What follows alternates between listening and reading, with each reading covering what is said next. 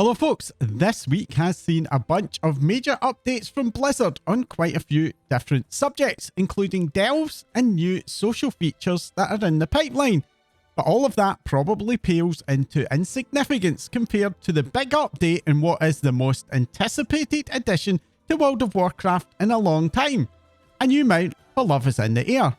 You know, I have this weird feeling that I've forgotten something, but I guess whatever it was wasn't very important. I'm sure it'll come back to me. Oh yeah, that's right, it was player housing. As you might imagine, I do have plenty to say in this subject, so do stay tuned for a bit of a dive into what that announcement likely means for this hot new feature. But before I dive into the actual news for this week, I do have one small request. I recently hit 1,000 subscribers, which is a very important milestone for any new channel. And if you haven't already subscribed, the best way to support my channel is to hit that subscribe button right now before you forget. This will help to ensure that I can continue to make these updates. And if you are already a subscriber, then a huge thank you for all of your support up until now. Let's get started with a quickfire run through the main updates from the live game. The Love is in the Air event is now well underway, meaning the denizens of Azeroth are all very busy running as many ults as possible through the Crown Chemical Co encounter in the hope of getting the ever-elusive X45 Heartbreaker mount. This year we have double the reason to do it though, with the addition of another new broom mount, the Love Witch's Sweeper.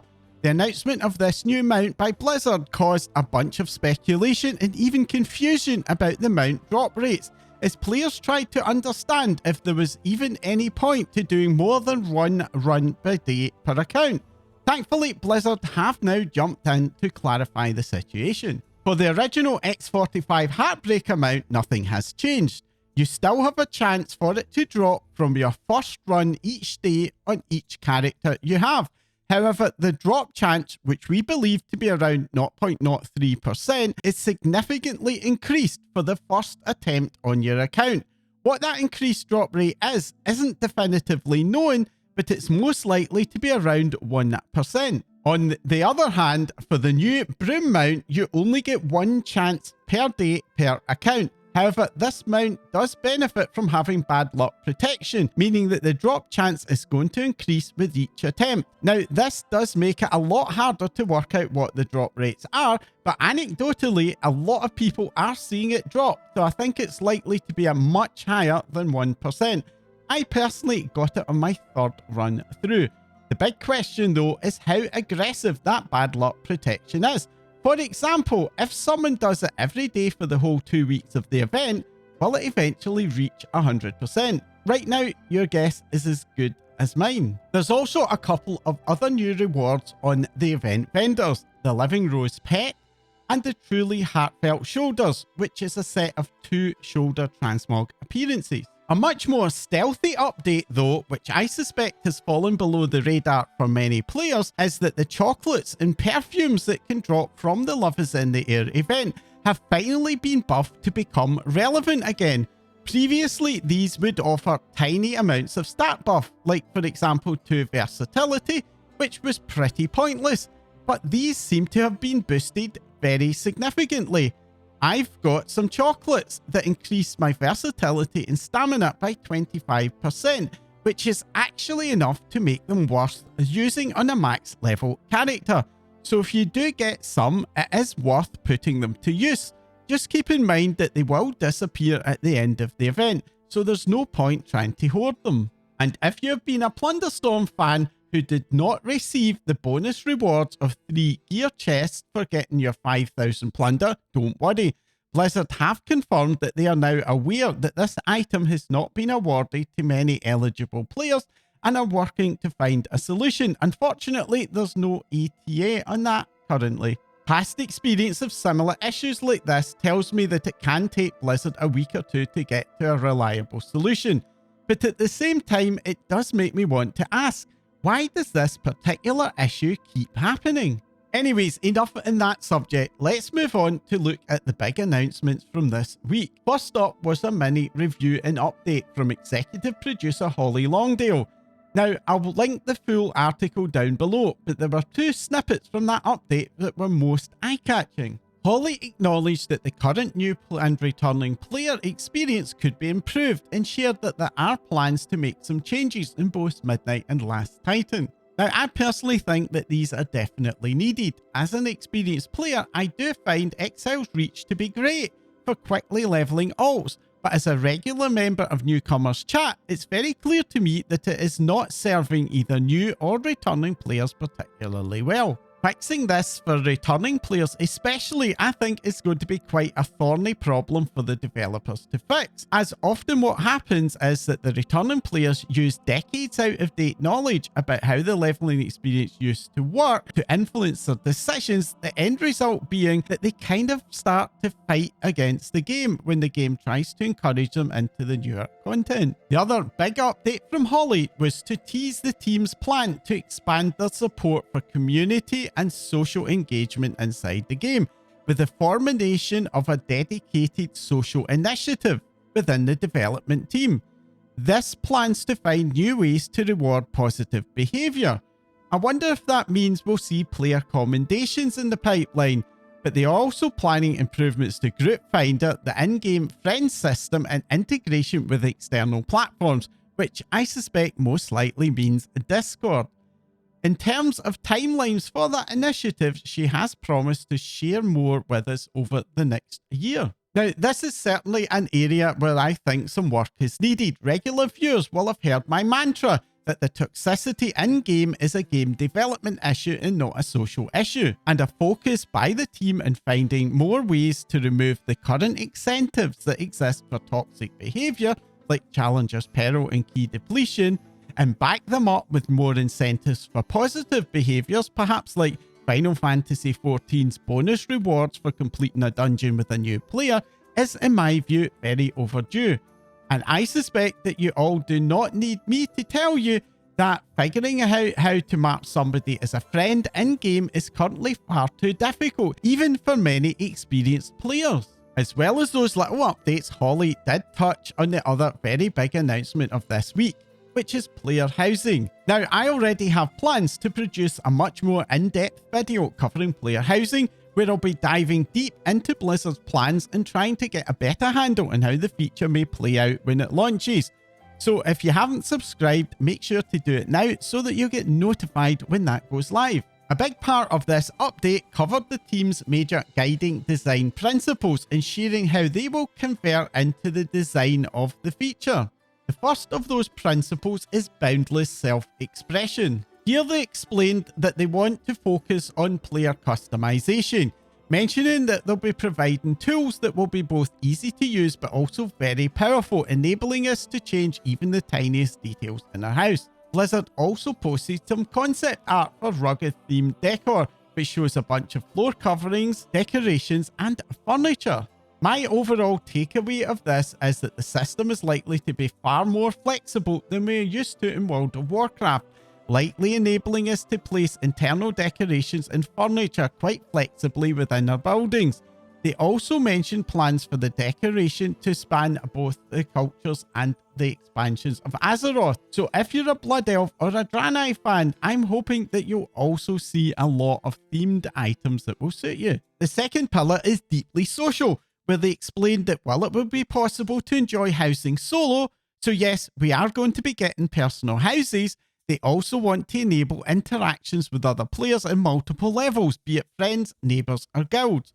Now, one thing that really wasn't clear to me from the update is if we're going to be getting guild housing. So that, for now at least, I think is going to remain a bit of an unanswered question. And the third pillar is long-lasting journey.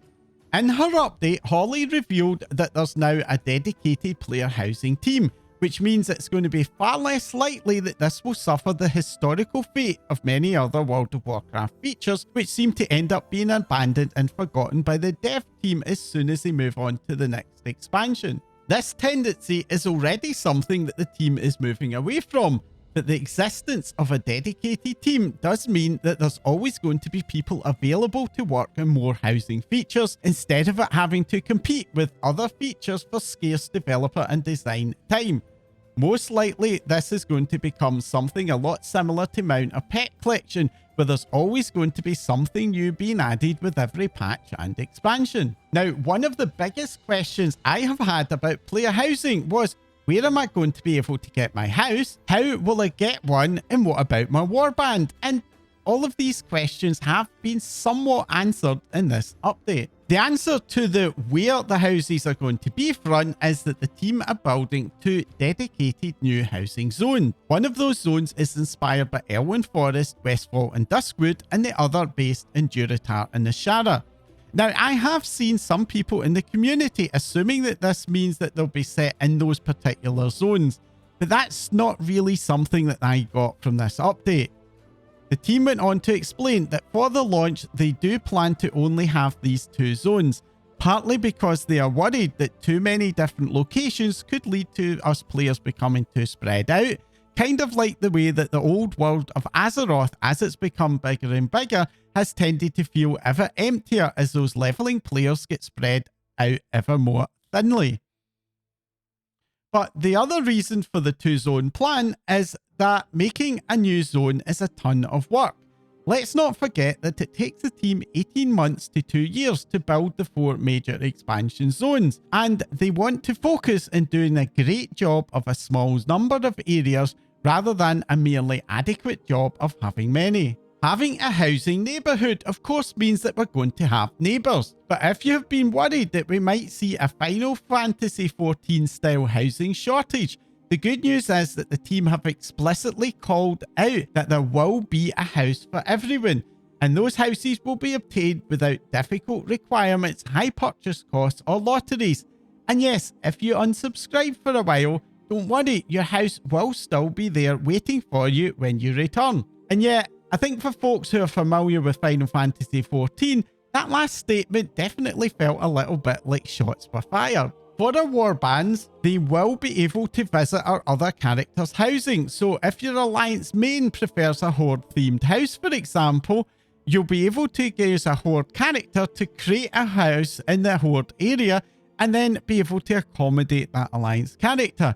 And visits from friends and neighbours and guildmates will all be possible too. The most interesting part of the plan, though, is that they intend to offer 2 types of neighbourhoods. Public neighbourhoods will be where we'll share the zone with other random players, but those random players are going to be persistent, so we'll end up seeing the same neighbours over time. The other type of neighbourhood is going to be a private neighbourhood, where groups of friends or guilds will be able to come together in a shared zone. Finally, Blizzard have also tried to quell some fears about this potentially being pay to win, promising that this is going to be a player-first experience with hundreds and hundreds, to use their words, of in-game customization. But the Blizzard have also acknowledged that a small number of items are going to be in the cash shop, comparable with transmogs and pets. Overall, this update has served to whet my appetite for the feature even more, confirming that housing should be both accessible and very flexible.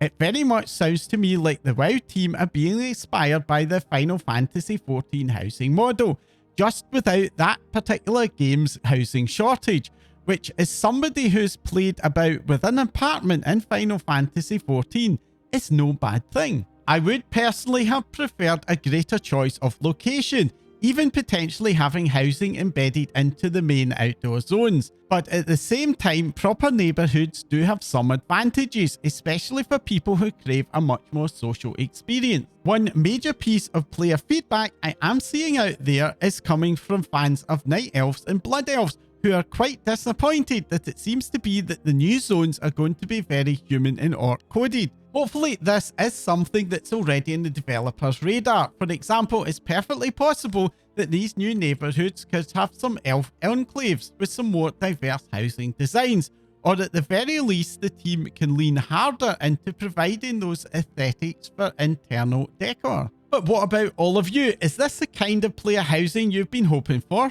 Is being limited to human versus orc areas a deal breaker for you? Let me know in the comments down below. As I mentioned earlier, I will be doing an in-depth player housing video quite soon, so if you have any questions about the new system, also drop them down below and I'll try to cover as many answers in that video as I can. Moving over to the 1110 PTR, and the pace of updates is slowing down a lot, with the biggest new development this week being the announcement of a reduction in difficulty for the level 9 through to level 11 delves. Blizzard explained that in Season 1, these levels were aimed at players who wanted a much bigger challenge, but now that these levels are actually awarding some player power with Gilded Crest from level 11, it's appropriate to dial that difficulty back down to ensure that the rewards feel appropriately attainable. The other update this week from the PTR is a bunch of tweaks and bug fixes for the new D.R.I.V.E vehicle. Most notably, it now bounces off any obstacles that it hits. There had been an issue with the car either getting stuck or clipping into the scenery, and this bouncing mechanic does seem to have solved that problem quite nicely. It does mean that the only real consequence for hitting something now is a loss of speed, but that kinda does fit into the whole ethos of World of Warcraft's open world, where outside of classic hardcore, it has always been a very forgiving place to be. And that's it for this week. If you found this update interesting or useful, then do hit that like icon to let me and YouTube know that I am on the right track. All of your likes, comments and views help to make my channel reach a wider audience, and for that you have my thanks. That's all for now. Thanks for watching.